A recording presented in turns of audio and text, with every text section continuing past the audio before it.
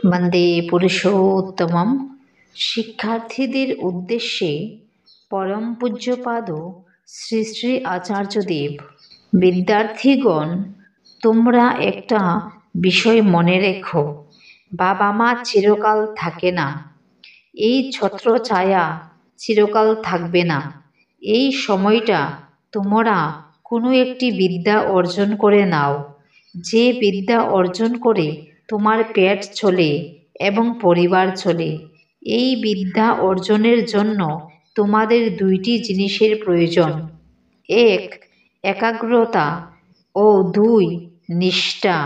এই দুইটি বিষয় ছাড়া যতই পূজা পাঠ করো বা কাউকে দিয়ে কলম ছোঁয়াও না কেন, কিছু হবে না বা কোনো বিদ্যা অর্জন করা সম্ভব নয়।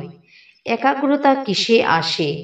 যদি আনন্দের সহিত বিদ্যা অর্জন করতে যাও, একাগ্রতা আসবে, কারণ আনন্দ থেকেই নিষ্ঠা আসে। শ্রী শ্রী ঠাকুর বলেন, নিঃশেষে লেগে থাকা অর্থাৎ একেবারে লেগে থাকা, যতক্ষণ না ফলের উদয় হচ্ছে।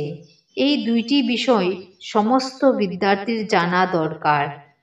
বিদ্যা অর্জনের জন্য লেখাপড়া, খেলাধুলা, গান বাজনা, প্রয়োজনে চাষাবাদ ইত্যাদি যেটা খুশি শেখো। জীবনে যাই শেখো না কেন, আনন্দের সহিত শেখো।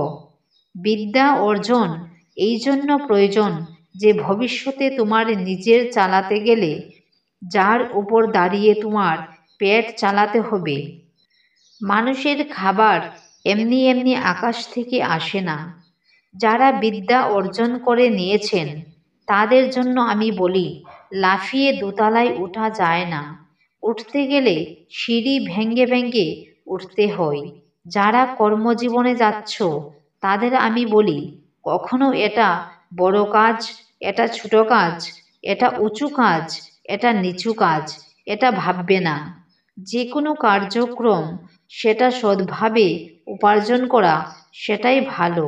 আর বসে থাকা মানে শয়তানের সাথে থাকা।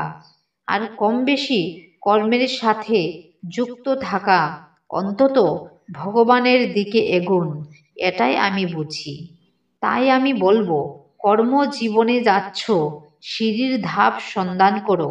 দ্বিতীয় থেকে তৃতীয়, তৃতীয় থেকে চতুর্থ ধাপ, এইভাবে জীবনকে এগিয়ে নিয়ে চলো। কর্মজীবনে বসে থেকো না, উঠে পড়ো, এগো। জয় গুরু।